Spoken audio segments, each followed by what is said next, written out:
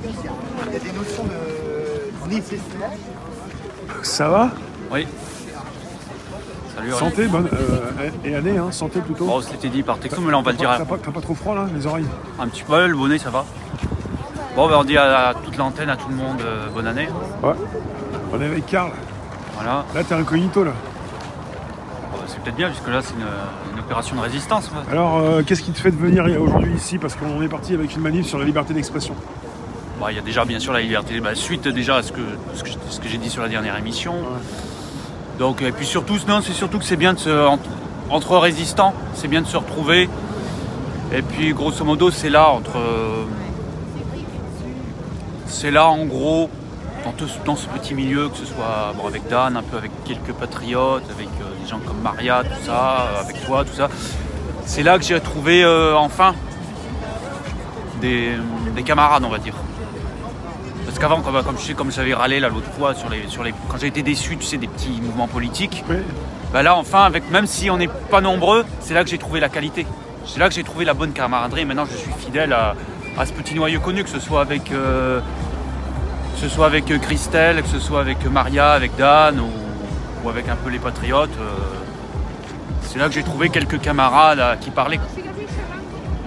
Et c'est une bonne personne avec qui tu peux échanger? Voilà, déjà, on peut échanger et puis on est à peu près sur la même longueur d'onde, parce que c'est important aussi si on partage un fond commun. Ouais, je comprends.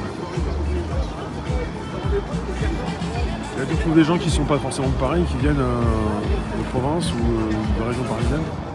Bah, pour les patriotes, oui, il doit y en avoir un peu de partout. Bah, pour les petites manifs, là, c'est des gens de Paris. Mais pour les patriotes, oui, il y a des gens un peu partout. Ouais. D'ailleurs, les patriotes, c'est là où ça agglomère le plus de monde. Même si c'est moins nombreux qu'avant, c'est là qu'il y a le plus de monde en fait. Ah oui, j'oubliais aussi Vigimedia, comme c'est ce qui m'intéresse. C'est un peu mon corps de métier, donc c'est... Là, pour 2025, tu souhaites quelque chose? T'as envie de quoi pour 2025? Bah, la suite, on va dire. C'est quoi la suite? Bah, c'est à court terme, bon après c'est à nous débrouiller, c'est le système il s'enraye un peu, quoi, il se freine un peu, il est un peu grippé on va dire. Notamment avec Trump. Bon, il n'y a pas de miracle à attendre de Trump, mais ça bouge un peu les pions on va dire, c'est à court terme c'est intéressant. Ça va avec tout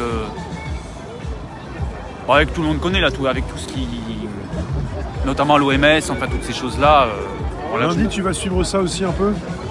Bah là, de toute façon, j'écoute la chaîne YouTube de Philippot au quotidien. Il fait son petit bulletin d'information, ça me suffit. En fait, je regarde actuellement, ceux que je regarde le plus, c'est Olive pour le défouloir et Philippot pour un peu l'information globale. D'ailleurs, Olive, il donne aussi de l'info. Enfin, il se relaye, c'est des complémentaires. Et puis après, de temps en temps, un petit géopolitique profonde. Voilà, mais... Après, c'est un peu aléatoire. Y a TV Liberté, bon, maintenant, ça fait un moment que ça m'ennuie. Ça tourne en rond pour moi. Là, j'ai découvert à Salpaté, l'autre fois, là, j'ai découvert Nexus. Je ne connaissais pas, superbe découverte. Donc voilà, il y a plein de petits médias comme ça qui font des lives sur YouTube qui sont intéressants. Après, le problème, c'est que y en a plein, parce que maintenant, il y a Livre Noir qui fait Frontières, bon, il y a TV Liberté, il y a Toxin. Géopolitique profonde, bien sûr, mais le problème c'est qu'après ça devient répétitif.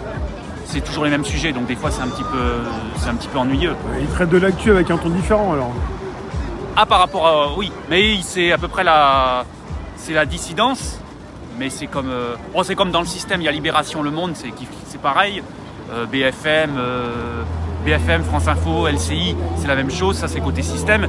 Et côté dissidence, on a Toxin, on a TV Liberté, on a Géopolitique Profonde, on a Livre Noir, mais bon, ils ont chacun leur personnalité, mais grosso modo les titres, c'est toujours les mêmes, hein, c'est à peu près les mêmes sujets. Hein. Ouais, mais certainement façon différente de traiter aussi les sujets. Ah ben c'est sûr, oui, mais c'est plus ou moins, les gros titres, c'est un peu... Ah ben c'est sûr que si... Oui, après, en fonction de nos orientations politiques, c'est sûr, la façon sera un peu différente.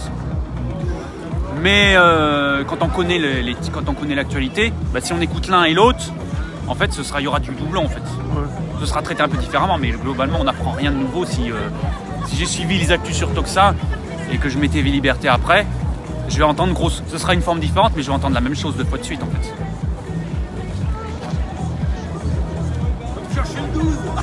C'est un peu comme ça aussi avec les chaînes d'info, avec la télévision, avec les Oui, c'est médias ce que je disais. principaux. Mais après, c'est bien qu'il y ait qu'il y ait de plus en plus de médias. Mais après, le problème, c'est qu'ils n'ont pas leur propre leur faille, c'est qu'ils n'ont pas leur propre serveur. Ils dépendent de YouTube en fait.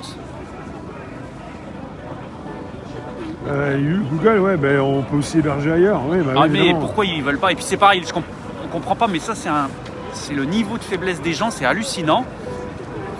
Si on fait une plateforme indépendante, les gens ils y vont pas. Ouais. Ils restent sur le système YouTube.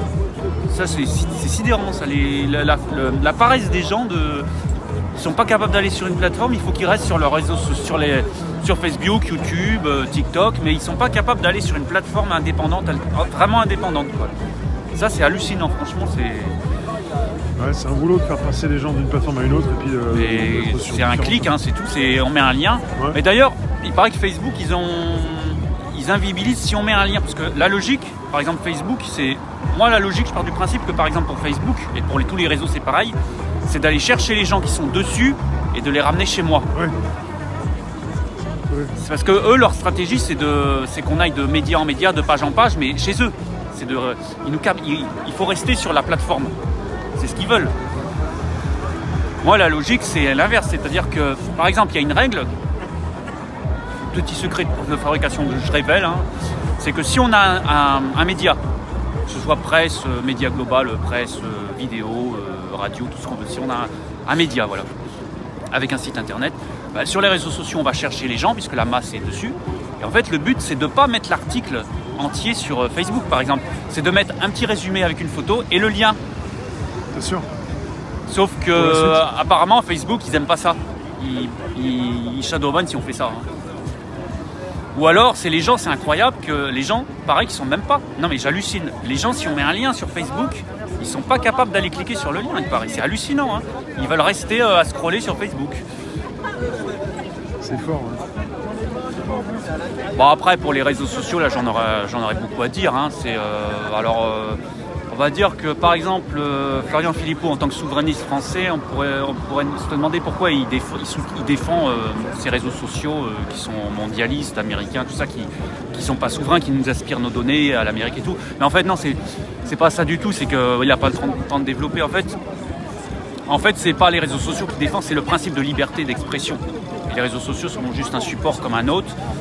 Et après, ce serait intéressant même un débat avec Philippot pour lui expliquer qu'à long terme, ces réseaux sociaux sont pas bons, quoi. Ça peut servir. Là, on les défend juste pour la liberté d'expression. Mais après, c'est à nous, en tant que souverains, c'est à nous de développer nos plateformes françaises. Hein. Il faut arrêter d'être dépendant de ces réseaux qui nous siphonnent nos données. On ne sait pas ce que nos données deviennent. Ça, c'est inadmissible. Ça. Il faut absolument que les Français ils développent leur propre système. Bon, après, moi, là-bas, je suis contre tout ça parce que pour moi, ça fait doublon. Pour moi. Alors évidemment, si je dis aux gens là maintenant que je suis contre les réseaux sociaux, ils vont dire mais c'est quoi, t'es mainstream, t'es avec Macron, t'es pour le système. Non, parce qu'il faut développer les gens. Non, je suis contre cette prise de données par une plateforme tiers. Moi, je suis pour l'internet libre, c'est-à-dire des blogs, des sites internet, des blogs, des pages. Avant, il y avait les pages perso là sur les fournisseurs d'accès, ça c'était top tous ces trucs là. D'ailleurs, je suis pour liberté. Tant qu'on respecte autrui, bien sûr, tant qu'on respecte la civilisation, c'est ouverture de sites internet sans limite, avec éventuellement des blogs, des choses comme ça, mais qu'on soit vraiment indépendant, qu'on ait la main sur nos données. Notre préférence française. C'est encore mieux. Avec hébergement français. Hébergement français, c'est encore mieux. Après, si c'est auto-hébergé, bon, ça c'est pour les geeks. Si on auto-héberge, c'est forcément en France. Donc c'est encore mieux l'auto. Je suis partisan de l'auto-hébergement, ce qui est largement. Pour un petit site, c'est largement suffisant. Bon, après, ça implique d'avoir un PC allumé en permanence chez soi, donc ça intéresse pas tout le monde. Bon, si on a une radio qui tourne H24, c'est pas un problème. Mais bon, si on a juste un blog, ça la fout mal d'avoir un PC qui tourne juste pour ça. Donc là, on peut avoir un petit hébergement français, oui. Mais j'incite les gens à revenir, comme dans les années 2000, sur les blogs, sur les sites internet, et qu'ils arrêtent cette foutue plateformes qui leur volent les données, dont on n'a pas le contrôle, qui nous censurent en plus. On peut pas mettre la musique qu'on veut, par exemple. Ça, tu connais l'exemple. Hein. Voilà, c'est que pour ce qui se passe ici, logiquement, je vais couper en plusieurs fois, parce que sinon, je risque aussi de perdre toutes les vidéos. YouTube peut te bloquer mondialement par rapport à ce qui se passe ici. Ouais. Ouais, ça l'est. Et puis, non, mais c'est de pire en pire, ça. Bon, sinon, niveau actu, pour en revenir aux réseaux sociaux, oui, il y a le rebondissement. C'est bon, chacun retourne sa veste maintenant avec Musk et Trump. C'est Zuckerberg maintenant qui a avoué et qui veut progressivement remettre la liberté sur Facebook. Ils veulent se libérer tous des fact-checkers comme Google aussi, qui ne veut pas accepter les demandes de l'Europe par rapport à ça. Bah ça c'est plutôt positif, on va dire. C'est leurs propres règles et c'est pas les règles de l'Europe. À voir quelles sont leurs propres règles, mais en tout cas pas celles de l'Europe. Alors par contre, le DSA, quand on écoute Philippot, évidemment, puis tout le monde, on comprend que le DSA c'est une saloperie, le contrôle européen. Par contre, il y a juste comme il ne faut pas jeter le bébé avec l'eau du bain, il y a un point positif sur le DSA, c'est qu'ils forcent, alors évidemment ils n'arrivent pas forcément, c'est qu'ils veulent interdire l'algorithme abrutissant, l'algorithme qui mélange tout en aléatoire et qui te rend accro. Ça, ils veulent interdire ça. Pour proposer des vidéos à la suite. Vidéo à la suite.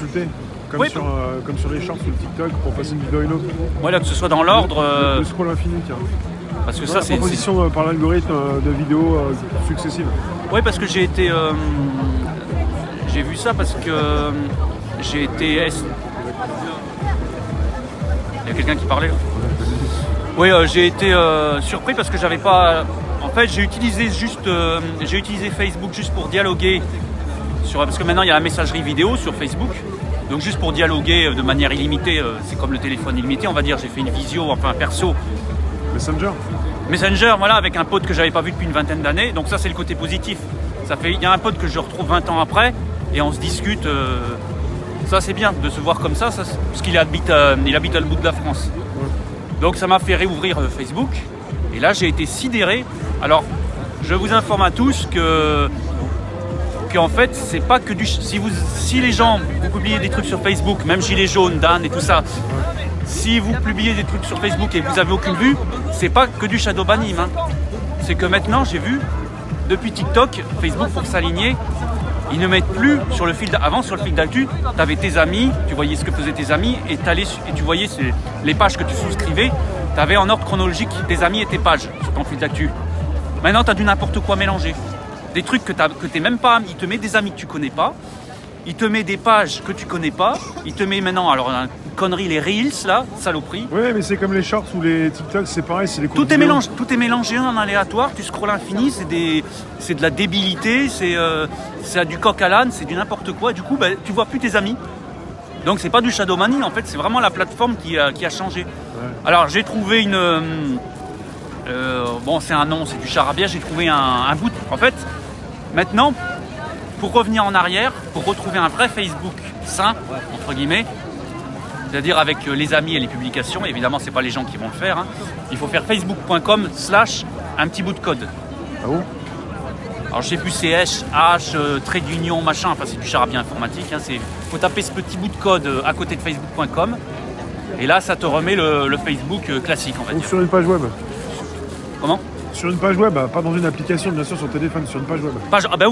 Oui, c'est vrai que malheureusement 80% des gens sont sur téléphone. Moi je m'en fous, moi je suis à côté de tout ça, j'ai dépassé. C'est sur ton ordinateur? Je suis sur ordinateur. Alors quand au téléphone, c'est complètement ridicule. À cause du DSA justement, il y a une option sur téléphone, sur l'appli Facebook, où il faut aller sur... Il y a un truc où il y a un truc à faire sur l'appli Facebook pour retrouver l'ordre chronologique. Le problème, c'est que ça se désactive à chaque fois, pour faire la manip à chaque fois. Alors, quand il faut refaire la manip à chaque fois, les gens ils abandonnent tout de suite. Donc c'est vicieux, c'est fait exprès. Quant à la version web sur ordinateur, il faut taper le bout de code. Après, je mets dans les favoris Firefox le lien facebook.com/ machin, le petit truc. Et après, c'est moi, parce que si je refais facebook.com depuis Google, là, je reviens sur la page de nul, quoi. La page par défaut, abruti. Et ce que tu fais, ça te permet d'avoir encore la même présentation qu'avant? C'est la même présentation qu'avant, avec, disons que j'ai, par exemple, j'ai une... je te donne un exemple, si je suis abonné à une page sur les cartes postales anciennes, par exemple. ben, je vais voir alors je vais à la fois voir mes amis et je vais avoir ces cartes postales anciennes. Je suis abonné aussi sur une page qui parle des émetteurs radio du monde, les ondes courtes, tout ça. Donc pareil, en ouvrant, j'ai tout ça par ordre chronologique. Donc c'est très intéressant. Alors qu'avant, j'avais des trucs genre... des trucs abrutis, là, tu vois, genre une fille qui court dans la rue, moitié dévêtue. Après, un gars qui s'amuse à... Tu sais, des défis. Alors c'est marrant, ils nous censurent les trucs, la résistance, nous qui disons des choses intéressantes, ça, ils nous censurent. Ouais. Mais par contre, des gens qui font des défis à la con, du genre courir sur le passage des niveaux avant que le train arrive en se filmant, en faisant... Ça, ils mettent ça. L'algorithme, il peut te mettre des conneries comme ça qui attirent ton attention. Et même si c'est très con, tu regardes quand même au moins une fois. Ça, les choses débiles, ça passe bien, hein, c'est pas censuré. Ah, ça y va. Et après, c'est infini, hein, mais c'est des trucs... Ça, tu vois, ça, je censurerais, ces trucs débiles. Là, quelque part, Mark Zuckerberg, qui est de retour, mais qui est parti par Trump, peut-être qu'il va se calmer avec ça, non? Je sais pas, parce qu'apparemment, d'après ce que j'ai vu, c'est que Facebook, quand ils ont changé plusieurs fois, apparemment, sur leur fil d'actu, à un moment donné, ils mettaient de l'actualité. Et maintenant, ils mettent, soi-disant, maintenant, Facebook mise sur le divertissement. Donc ça devient un TikTok encore plus débile, en gros. Ils sont tous partis pour... Mais c'est des conneries, c'est genre... par exemple, moi, c'est vraiment en fait, c'est une attaque DDoS dans le cerveau humain, leur truc. Hein. Parce que moi, je suis carré. C'est-à-dire que si j'ouvre YouTube ou Facebook, ou Google ou n'importe quoi, je ne veux pas être submergé d'informations. C'est-à-dire que moi, je veux voir mes actualités... Je sais pas, peut-être les Patriotes par exemple, n'importe quoi, ou TV Liberté, admettons. Je veux voir mes actus TV Liberté, après je veux voir mes cartes postales anciennes, je veux voir, je sais pas, mes trains, mon modélisme ferroviaire, voilà, ou l'histoire du Tour de France, je veux voir les trucs intéressants à la suite, de manière organisée. Je veux pas d'un coup aléatoire, voir des petits jeunes qui font des défis à la con, un mec, je sais pas, même des trucs du genre, tu vois, ça c'est n'importe, c'est horrible, hein, ils jettent de la nourriture. On les voit, ils foutent un coup de masse sur une pastèque, ou ils tirent sur une voiture. Mais vraiment des conneries. En gros, tu vois tes trucs intéressants et puis slash, tu vois ça. Donc, quand j'ai dit ça, non, hors de question de voir ces... T'es principalement sur Facebook, toi, alors? Non, pas de là, je t'en parle parce que j'ai eu l'occasion de m'en resservir à cause du Messenger. Mais là, je te parle pour ceux qui sont sur Facebook. Ouais. Mais grosso modo, moi, je te dis, tous ces trucs-là, je m'en fous. Par exemple, si je veux voir du contenu, je vais sur le site original. Moi, j'en ai rien à foutre à la base de Facebook. Hein. Là, j'ai eu l'occasion, à cause de mon pote que je vois sur Messenger, j'ai l'occasion de bricoler Facebook et de faire des tests. Mais surtout, ce qui est important que vous sachiez tous, c'est qu'avec ce petit bout de code, on retrouve le Facebook par ordre chronologique. Et c'est vrai que un Facebook comme ça, sans algorithme à la con, c'est pas, à part ce défaut que tu n'as pas le contrôle sur les données, bien sûr, et que tu peux te faire censurer, ce vieux Facebook, on va dire, il n'était pas si mal que ça. Hein. Bien que, comme je te dis, moi, je trouve que ça... Autant YouTube, ça a permis d'héberger des vidéos de manière simple, ça a simplifié l'hébergement de vidéos. Autant, je sais pas ce que tu en penses, mais Facebook, pour moi, ça n'a rien apporté du tout. Hein. À part si retrouver des amis d'il y a 20 ans, pourquoi pas, mais à part Facebook, ça... c'est un blog. Hein. Comment ? Facebook, c'est un blog, de base. C'est un réseau social qui est un blog, c'est pas une plateforme de vidéo. Non, voilà, mais après, bon, ils ont essayé de... Mais, YouTube est une plateforme de vidéo, l'archive. YouTube, ça a apporté vraiment du nouveau, puisque c'était pas facile d'héberger de la vidéo. Donc, mais Facebook, c'est du doublon du web. Et en plus, il faut s'inscrire, quoi. Ouais, encore, quand il n'y avait que ça allait, mais... Il y a beaucoup de gens qui ne sont pas inscrits à YouTube et qui peuvent consulter sur Facebook pour s'inscrire. Ouais, voilà. C'est fermé. Hein. Facebook, c'est fermé. Donc, c'est pour celui qui est un peu débutant là-dedans, c'est un peu compliqué, surtout pour une personne âgée. Mais après, bon, quand il n'y avait que Facebook, encore ça allait, mais le problème c'est qu'il a fallu faire du Instagram, enfin Facebook, Twitter pour des pêches courtes, plutôt pratique, et Facebook, mais après il a fallu faire Pourquoi ils se sont mis à faire du Instagram, après ils ont fait du Snapchat, après ils font du TikTok. Ça, ils l'ont racheté, ouais. Ils font 50 000 plateformes, on ne peut pas se contenter d'un truc simple, faut être sûr. Ça c'est pénible d'avoir 50 000 réseaux. Ça dépend pour qui, ça dépend ce que tu fais. Mais après, moi je te dis, un site internet tout simple, c'est largement suffisant. Après, les gens aujourd'hui, ils sont plus là-dedans, quoi. Ouais, mais le site, il faut faire de la promo pour attirer du monde. Le monde est avant, sur les réseaux. Bah, le problème, c'est que voilà. Mais s'il n'y avait pas les réseaux, il y aurait, comme avant, le site. Alors, les sites, on accédait simplement parce qu'on faisait un mot-clé. Il fallait se faire connaître. Bah, c'était les mots-clés. Non, mais c'était beaucoup plus simple à l'époque qu'avant, que maintenant. Hein, parce que maintenant, sur les réseaux, tu mets un truc sur les réseaux, bah, tu es obligé d'avertir ta communauté, parce que sinon, tu es invisible. Hein. Tu es au fond du trou, hein, sur les réseaux. Donc tu es obligé d'avertir ta communauté, tu es obligé de faire la promo de ta page. Alors j'ai réfléchi à un truc, c'est qu'en gros, quand tu fais une page, tu avertis ta communauté, mais qu'est-ce que tu fais? Tu ramènes des gens sur une page Facebook, donc tu ramènes des gens chez Facebook. Alors en fait, il vaut mieux que tu crées une page sur un site, ou un blog dont tu as la main dessus, et ta communauté tu la ramènes dessus. C'est ça en fait. Moi j'ai hacké le truc, hein, enfin entre guillemets. Je vais mettre mon site.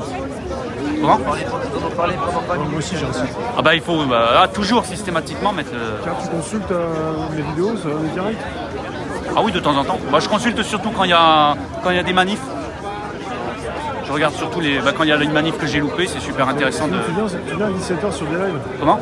Tu viens à 17h, je fais des émissions sur des lives, DLIVE, pour TV. Tu connais des lives? Oui, j'ai entendu parler, oui. Tu viens pas? C'est ici des lives, c'est ça. Mais je regarde, tu sais, en général, les vidéos, je les regarde sans m'inscrire, hein, je regarde. Ah oui? T'as pas envie de t'inscrire?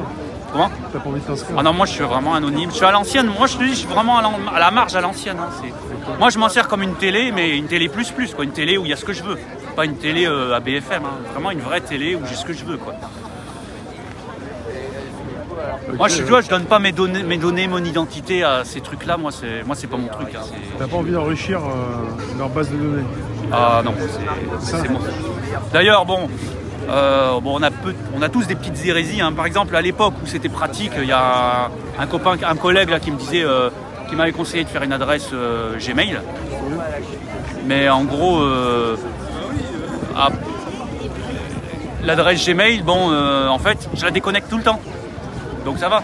Parce que le piège, c'est de rester connecté sur Gmail. Et là, Google, il siphonne tout. Là. Tout ce qu'on fait, si on est connecté. Alors, on se connecte sur YouTube avec Gmail. Là, c'est non. Moi, je connecte Gmail juste pour voir le mail et je déconnecte après. Mais quand tu es connecté à Gmail, tu es connecté partout sur YouTube. Ah, je sais. Hein. C'est pas montré. Mais après, je déconnecte à chaque fois. Et après, je peux vider les coquilles du navigateur. Bon, tout le monde ne s'amuse pas à ça. Hein. Autant prendre un autre email alors. Comment? Autant aller chercher un autre email ailleurs.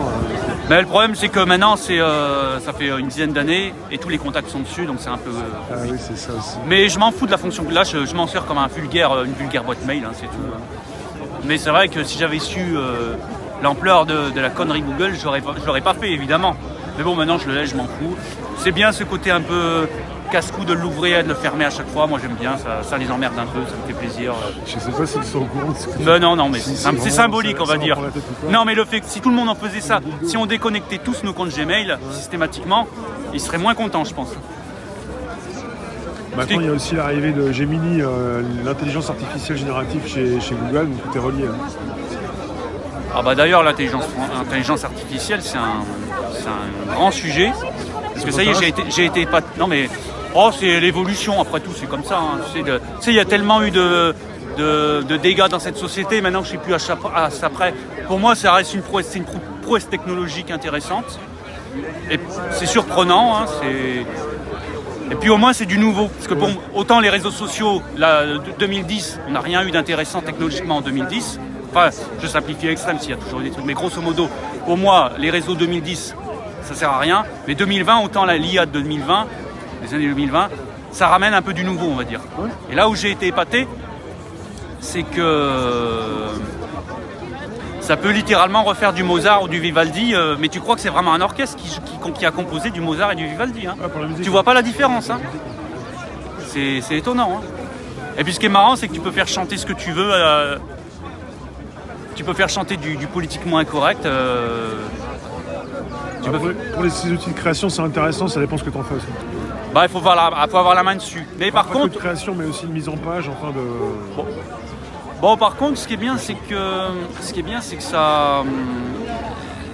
comme on n'a pas la maîtrise à 100% de ce truc-là, de l'IA pour la musique, ben, ça remplacera pas. Bon, évidemment, si on n'est pas musicien, alors, celui qui n'est pas courageux et celui qui n'est pas musicien, il peut se reposer que sur de l'IA. Mais par contre, un vrai musicien, il va utiliser éventuellement de l'IA en complément. Mais si par exemple on est guitariste ou qu'on fait du sound design ou de la synthèse sonore, évidemment l'IA ne pourra pas nous remplacer parce qu'on crée notre propre son. On a besoin, quand on est musicien, d'avoir la main sur notre propre son ou sur nos compos musicales. Donc l'IA ne peut que nous donner un petit compliment, elle ne peut pas nous remplacer. Si on est vraiment un créateur et qu'on veut un artisan du son, bah, l'IA ne peut pas nous remplacer, donc heureusement. Hein. Mais c'est vrai que pour faire de la musique toute simple, sans se casser la tête, c'est relativement pratique, surtout si on n'a pas de contact dans le monde de la musique. Hein.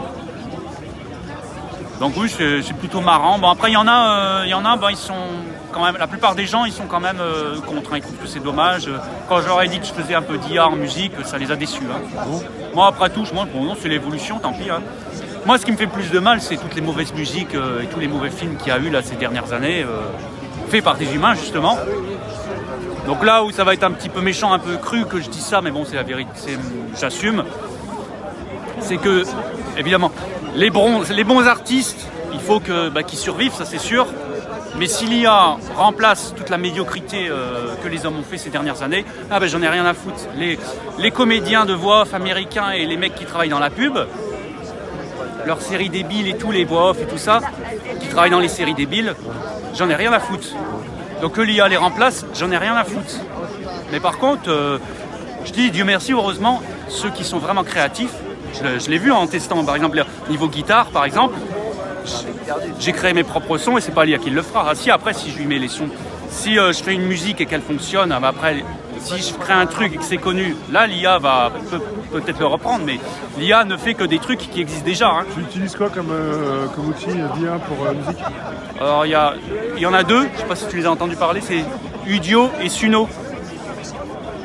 Et comment t'écris ça? Alors SUNO pour Suno, oui. Et UDIO pour Udio. D'accord. Et en fait c'est... Alors Suno c'est marrant on va dire, parce que tu peux faire chanter n'importe quoi à des chanteurs. Mais par contre le son, tu sens que c'est du... Suno a sa propre personnalité sonore, donc ça c'est grillé que c'est de l'IA, ça se reconnaît. C'est pas mal mais ça se reconnaît que c'est... Ça va évoluer. Ça est en train d'évoluer. Mais par contre, Udio, pour la musique classique, j'ai été bluffé parce qu'on croit vraiment que c'est un orchestre symphonique qui joue. Mais vraiment, hein. À moins qu'il faut peut-être avoir une oreille vraiment pointue pour voir. Non, mais on voit même pas la différence. C'est impressionnant, quoi. Tu tapes... alors évidemment, tu n'as pas le contrôle. Par exemple, si c'est pas au point niveau... parce qu'en intelligence artificielle musique, il y a plusieurs moteurs dedans. Tu as le côté... le prompt, c'est-à-dire les tags, la recherche. Ouais. Donc ça, c'est pas au point, parce que sur Udio, si je fais concerto pour piano, il va me mettre une symphonie en violon. Donc tu vois, il n'est pas encore au point à ce niveau-là. Ça dépend ce que tu mets comme prompt. Voilà. Alors après, parce que une IA générative de musique, il y a plusieurs moteurs. C'est-à-dire que, en gros, tu as le prompt, c'est-à-dire le chef qui dit voilà, je veux ça, je sais pas, je veux du piano, je veux de la batterie, je veux du piano, je veux du violon. Donc ça c'est l'initiative, on va dire, c'est l'idée. Et ensuite tu as la partie compo. Donc en gros il te fait une partition numérique. Donc il compose, donc là c'est très bien, ça qu'il sache, il fait des bonnes compos, il n'y a rien d'extraordinaire, mais bon il compose bien. Mais là où c'est surprenant, c'est le moteur audio. Parce qu'il ne se contente pas de faire une compo, parce que l'IA générative en musique pourrait faire une compo, et après il te sort un fichier MIDI ou une partition, et c'est à toi de te débrouiller avec ton orchestre de jouer. Non, ce qui est impressionnant, c'est qu'il fabrique le son. Alors la grande question, je ne sais pas si tu as une idée, mais comment il fabrique le son? Comment il a dû avoir ils ont, à mon avis, ce que je pense, c'est qu'ils ont dû prendre des empreintes de tous les sons existants dans le monde entier. Et en fait, c'est l'ordinateur avec la puissance de calcul très forte. Enfin, les serveurs avec une grosse puissance de calcul, à mon avis, ils doivent redessiner les ondes de tout. Parce que apparemment, c'est pas... Je croyais que c'était qu'ils récupéraient des bouts de son sur des enregistrements existants pour les recoller. Non, ils font pas ça. Non. Non. Bon, ils ont récupéré des musiques pour analyser, mais après, ils réussissent ils génèrent vraiment le son. Oui. Est-ce que tu as une idée comment ils le font exactement? Parce qu'ils veulent pas le dire. Hein. Apparemment, c'est secret. Hein. Ils ingurgitent, c'est l'IA qui mange tout ça et qui ressort tout ça après. Mais, mais après, il faut une grosse. On pourrait pas l'avoir chez soi. C'est une grosse puissance de calcul, ça, pour carrément refabriquer des instruments. Mais ce qui est impressionnant, pour en revenir par exemple à la musique classique, c'est que c'est supérieur. Parce que, tu sais, c'est un peu comme la grenouille qu'on fait bouillir petit à petit. Il y a des étapes. Ça, l'histoire de l'IA, l'histoire d'imiter informatiquement un orchestre, ça s'est fait avec les synthés. Il y a eu la grande mode, tu sais, à partir des années 80. Où on faisait du violon avec du synthé, de la trompette avec du synthé, tu vois. Et c'est des sons qui sont pas terribles. Après, ça a évolué. Les sons MIDI, tout ça, ça a évolué. Mais bon, on sent que c'est pas naturel. Mais par contre, l'IA, elle explose tout ça, quoi. Une trompette et du violon fait par l'IA, c'est du vrai violon, quoi. Donc en ce moment, tu fais des morceaux de musique, alors, avec l'IA? Je m'amuse, je teste. Et des versions gratuites? Version gratuite, oui. C'est intéressant tout ça. C'est intéressant pour tester. Pour créer ses propres musiques. Comment? Pour créer sa musique. Mais après, mais on va dire tu deviens chef, quoi, producteur. T'es plus musique, c'est l'IA qui joue la musique. Et en fait, ça fonctionne comme un humain parce que l'IA, elle a sa propre personnalité. Donc évidemment, ça, si tu t'en sers tous les jours, ça finit par tourner en rond, comme un humain. Un humain, si tu restes toujours avec le même musicien, tu travailles toujours avec les mêmes musiciens, tu verras qu'au bout d'un moment, ça tournera en rond. Bach, il fait du Bach, par exemple. C'est pareil, l'IA, elle reste... même si elle est... Comme ça, après, tu peux avoir une musique libre de droit pour ta radio, quoi. Ah bah tu fais ce que tu veux, tu peux faire des génériques pour ta chaîne, tu peux faire tout ce que tu veux. Hein, t'as pas besoin de payer droit d'auteur, ça, quoi. Mais ce qui est génial, c'est que tu peux créer vraiment là où c'est le plus marrant, c'est que tu fais des groupes de musique politiquement incorrects sur mesure, là. Après, tu rajoutes la parole, c'est à toi de délivrer tes messages, si tu veux parler sur la musique. Non, en gros, tu peux faire par exemple, tu peux refaire... moi, je me suis amusé à faire quelque chose qui n'a malheureusement pas beaucoup existé, qui a existé mais malheureusement pas assez, c'est le rap intelligent. Ah oui. En gros mot. Mais je me suis même amusé à un groupe de rap qui appelle à aller à la manif des Patriotes, par exemple, ou qui demande ou qui fait la promo de Vigimedia. On peut écouter ça quelque part ou... Comment? On peut écouter ça quelque part. Non, pour le moment c'est archivé, c'est privé pour le moment. Sur Facebook? Non, même pas. Non, mais comme je te dis, Facebook, j'en ai rien à foutre. Je sais, ouais. Je te provoque. Oui, mais j'envisage de faire des petits albums comme ça de groupes sur des albums avec des thèmes sur la politique, sur la société, de musique engagée intéressante. Après, ce qui est marrant aussi, c'est que ça crée quelque chose d'original. C'est que je m'amuse par exemple à faire copier-coller du genre des forums. Alors tu sais, dans les forums, tu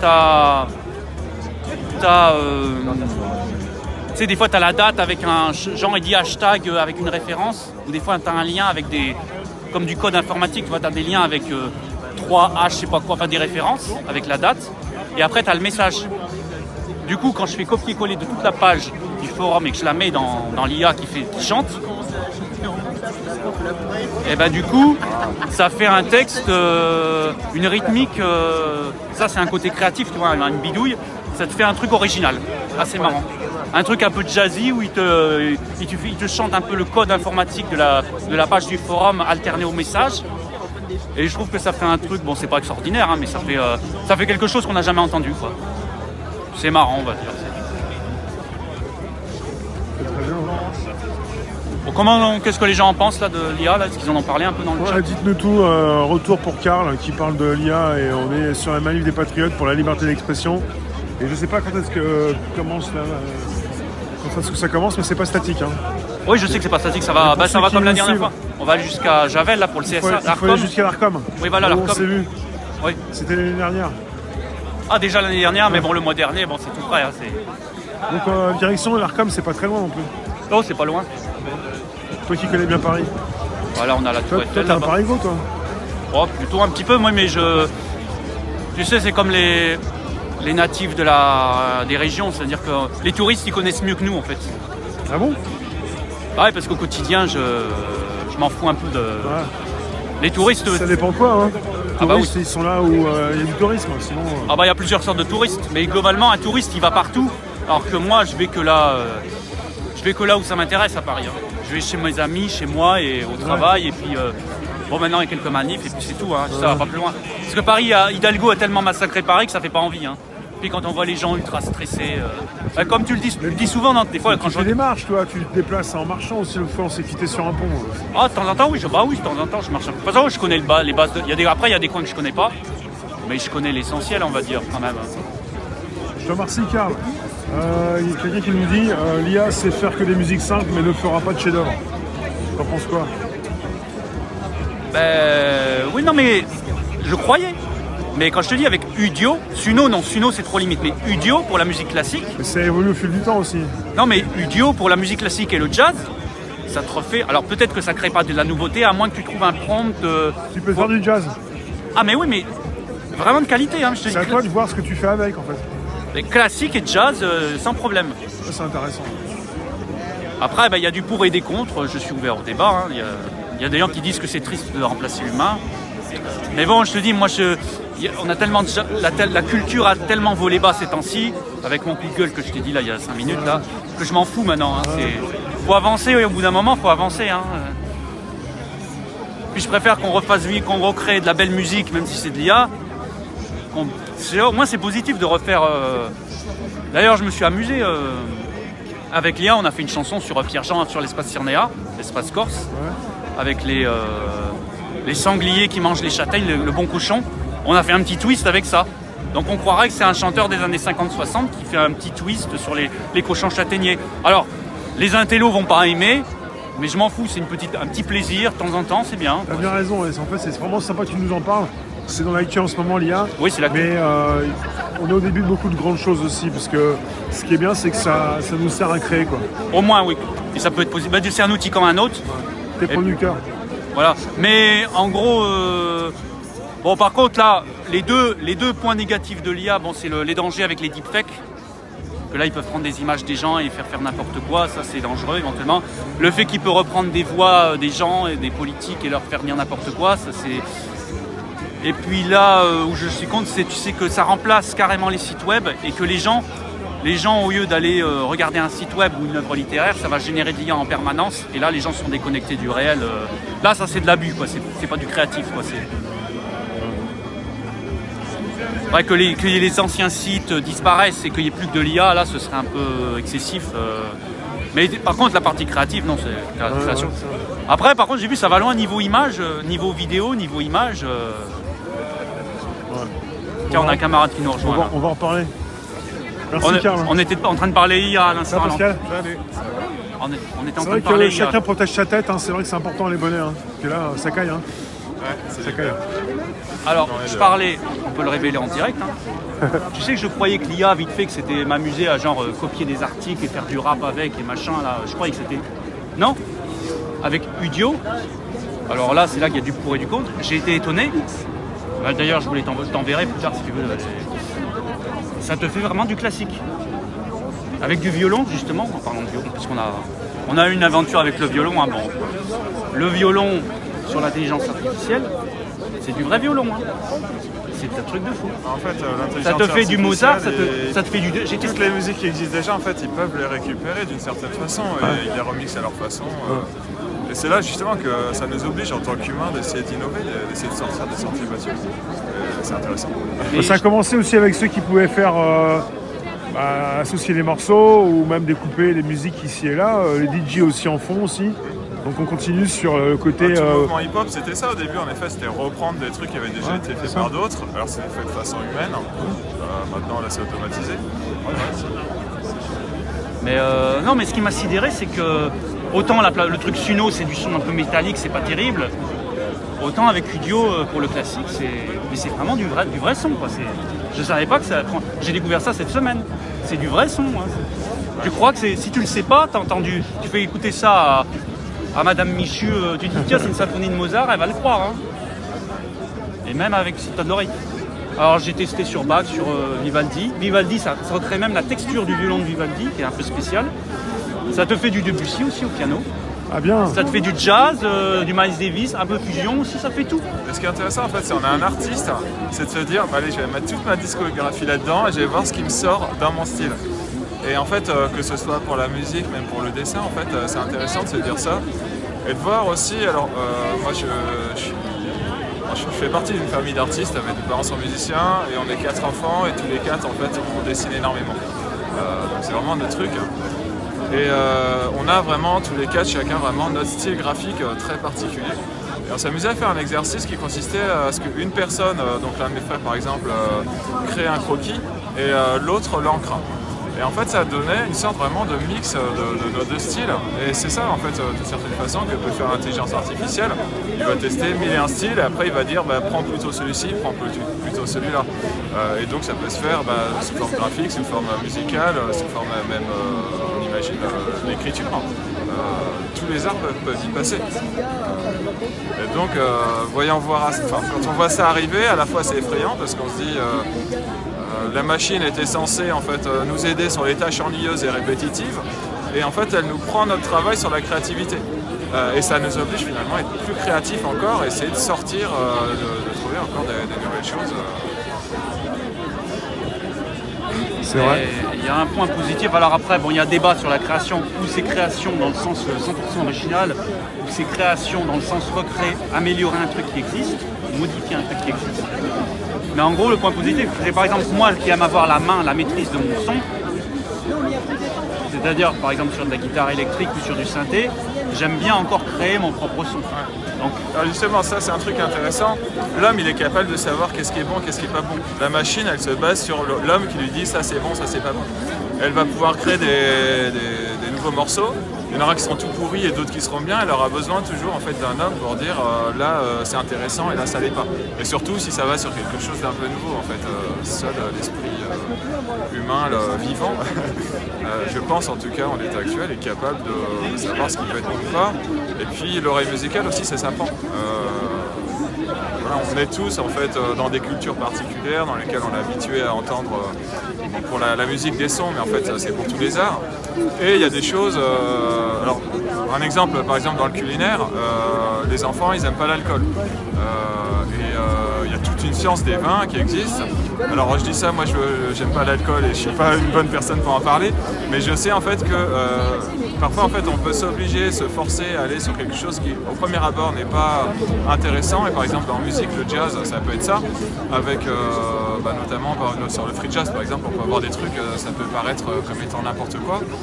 Et à force d'en écouter, on comprend les nouveaux codes qui n'étaient pas forcément culturels et on commence à l'apprécier. Donc il y a ça aussi qu'on va prendre en compte.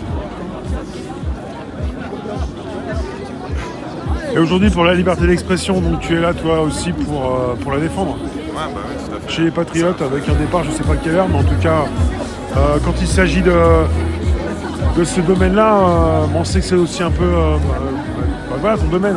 La liberté d'expression, c'est normalement un gage de la démocratie. Alors même si on n'a jamais été en démocratie en France, c'est quand même la base. C'est vrai que, moi, pour ceux qui ne me connaissent pas, je fais partie d'une association maintenant qui s'appelle Vigimedia. On s'intéresse justement au pouvoir des médias sur l'opinion publique. Et la liberté d'expression, c'est vraiment l'un de nos premiers combats en fait, qu'on a, qui est extrêmement importante. Parce qu'en fait, si on ne peut plus s'exprimer, en fait, il y a finalement certains pans de la société qui sont invisibles au grand public. Et le but finalement, c'est quoi? C'est que chacun, en fait, ait une vision la plus juste et la plus étendue du monde qui l'entoure, de façon à pouvoir faire des justes choix dans la vie de tous les jours et dans sa vie de citoyen. Donc vous pouvez penser évidemment aujourd'hui à ce qu'on nous laisse en termes de démocratie qui est l'élection, c'est-à-dire de donner notre représentativité à autrui. Donc on va essayer de donner à la personne peut-être la moins pire. On pourrait espérer dans une vraie démocratie essayer de voter nos mêmes lois, en fait les proposer. Et donc ça c'est sur vraiment l'aspect citoyen, mais il y a aussi l'aspect vraiment consommation de tous les jours.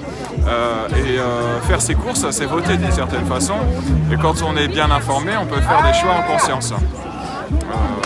Et donc pour en revenir à la liberté d'expression, on a besoin en fait de pouvoir entendre des voix différentes, même des voix qui choquent au premier abord. Et après, c'est à chacun aussi d'avoir l'intelligence de prendre le bon, de filtrer le mauvais. Et je pense qu'en toute personne, en fait, en tout discours, on peut toujours trouver un peu de bon. Et l'idée, c'est vraiment de faire le tri et en tant que citoyen, vraiment de faire la part des choses. Et petit à petit, construire son identité par rapport à ce qu'on a compris du monde, en filtrant, en écoutant. Il y a quelque chose qui, au premier abord, peut nous choquer, puis on va entendre une autre chose, encore une troisième, et petit à petit, on va dire « Ah tiens, vu sous cet angle-là, finalement, c'est pas si bête. » Bon, voilà, c'est un peu général ce que je dis, mais ça fait partie de la liberté d'expression et c'est vraiment important de l'avoir. Et dès qu'on commence à la perdre, on voit toujours que c'est pour aller vers un mouvement qui va vers la tyrannie, alors il y a différents mots, il y a la tyrannie, il y a l'autoritaire, il y a la dictature, tout ça. Alors c'est des mots qui ont des sens un peu différents les uns des autres. Je pense que là où on est en train d'aller, c'est vraiment vers un totalitarisme, dans le sens où non seulement la société veut nous faire aller dans un sens, mais en fait elle veut vraiment nous changer de l'intérieur. Et ça commence avec l'école et ça continue ensuite avec les informations qui sont matraquées tous les jours et aussi par l'occultation de l'information. C'est-à-dire que si on nous donne qu'une seule version, comment est-ce qu'on peut connaître le reste? Et si on refait le lien avec la culture, on parlait tout à l'heure de musique, si à la radio en fait on a toujours les mêmes musiques qui passent et en boucle, à force de les entendre, on finit par les aimer, même si c'est de la merde parfois. Mais le but d'une radio, normalement, c'est d'être objectif. C'est-à-dire, normalement, ils doivent de manière cohérente et équitable montrer tout ce qui existe. Et après, on va écouter ce qui nous intéresse à tout à l'heure, voilà. Mais pas de nous sélectionner. Par exemple, même pour la majorité d'entre nous, on va dire pour les mainstream et pour les récemment convertis, les gens, par exemple, ils aiment bien un peu les tubes des années 70-80. Mais je me suis rendu que les tubes des années 70-80, c'est sélectif. Par exemple, Radio Nostalgie, pour moi, c'est criminel. C'est un gâchis. C'est-à-dire, on met 300 titres, mais non, même les années 80, c'est pas 300 titres, hein, c'est des milliers et des milliers de titres. Et normalement, il faut mettre de tout. Tout ce qui a marché à l'époque, il faut tout mettre. Il ne faut pas juste, ah non, parce que ça a marché à cette époque, parce que ça a mal vieilli, ou parce que c'est trop populaire, ou trop commerce passe, ou machin. Non, on va mettre que ça et on va... Non, égalité, on met tout et on répartit. Pareil pour, anecdote pour la radio corse. Il y avait des bénévoles, ils avaient, parce que ça leur plaisait pas, ils avaient mis dans un bac de côté plein de disques corses. Non, la musique corse, il y a la mandoline, il y a les chants polyphonies, il y a la world music corse, il y a du jazz corse. Il faut passer tout de manière cohérente. On passe tout, il faut être neutre, comme la politique. Il faut être pluri. Il ne faut pas faire du sélectif. Là c'est un vrai débat pour moi parce que je ne suis pas forcément tout à fait d'accord. Je pense que de façon générale, on devrait avoir accès à tout. Après, on ne peut pas demander à des radios de passer de tout et n'importe quoi. C'est intéressant aussi d'avoir des lignes éditoriales. Des lignes éditoriales, par exemple, la Corse, on va passer que du Corse, par exemple. Ou les années 80, on va passer que du 80, par exemple. Ça, c'est une ligne éditoriale. Mais après, chaque thème est varié. Et on doit représenter le thème. On ne doit pas saucissonner le thème. Après, c'est à l'auditeur de choisir. Après, il y a des limites aussi. Mais globalement, si tu es une radio sur la chanson française, il faut passer pour tous les goûts de la chanson française. Après, tu peux être pointu, ça peut être plusieurs types sociologiques de chansons françaises. Mais grosso modo, quand tu es dans un thème, tu dois couvrir le thème, tu ne dois pas le saucissonner. C'est intéressant parce qu'on peut vraiment faire des liens entre le traitement médiatique et le traitement culturel et en l'occurrence musical. Et Vigimedia, en fait, on a commencé à écrire des réflexions sur des lois médias. On est particulièrement sur l'idée de se dire ok, on n'est pas forcément pour tout contrôler, d'imposer en fait à toutes les radios, à tous les journaux, toutes les télévisions, de forcément toucher à tout. On peut se dire les médias en fait privés, ils ont le droit d'avoir leur ligne éditoriale. Et c'est tout à fait normal d'avoir des médias qui soient de droite, de gauche ou qui puissent avoir en fait des lignes éditoriales. Mais par ailleurs, ils ne devraient pas recevoir de subventions en fait, dès lors qu'ils sont privés. Ils devraient vivre d'eux-mêmes et c'est le public aussi qui les aide à vivre. Et surtout, tout ce qui n'a pas été couvert par tous ces médias privés, c'est le public en fait qui est censé justement recréer l'équilibre, la balance naturelle. Et en effet, s'il y a des styles qui ne sont pas représentés en termes de musique, ou même en idée politique, voilà. Oui, comme en politique. Politique, culturelle, musique, voilà. Littérature. C'est à l'État normalement justement de devoir contrebalancer le tout. Et ça, voilà, on peut avoir une institution qui est créée spécialement pour ça.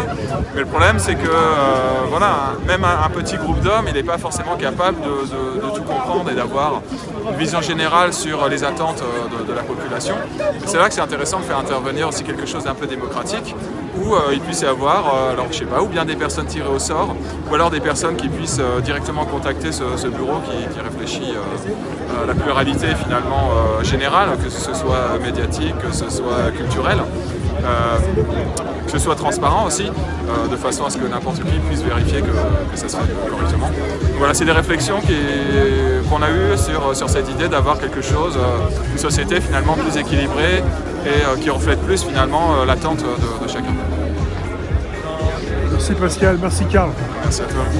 Je crois que la musique monte, ça peut ne pas trop tarder, mais je fais attention à la musique. C'est un peu pénible. Hein. Ouais, c'est un peu fort. Pareil, la musique, en fait, ça peut couper, j'imagine, à n'importe quel moment, à cause des droits d'auteur. C'est pour ça qu'on parlait dessus, pour bien brouiller la musique. Quand elle est trop forte, ça peut foutre dans la vidéo. Ouais. C'est dommage d'ailleurs que les plateformes aujourd'hui, avec tous ces systèmes très intelligents de modification du son, ne soient pas capables de dire ok, bah, on va atténuer la musique pour qu'on l'entende pas et je vais pas couper les lives. A priori, je pense que des structures comme Facebook, comme YouTube. Sur Twitch, ils coupent des fois les sons. Ouais. Ouais, en fait, ils vont à la bourrin. Voilà. Et des fois, c'est toi qui coupes le micro, des fois, quand il y a trop de... Ouais, des fois j'ai fait ça, mais après je peux aussi couper le direct et le relancer. Il va commencer à parler. Merci messieurs. Merci. Est-ce que vous m'entendez?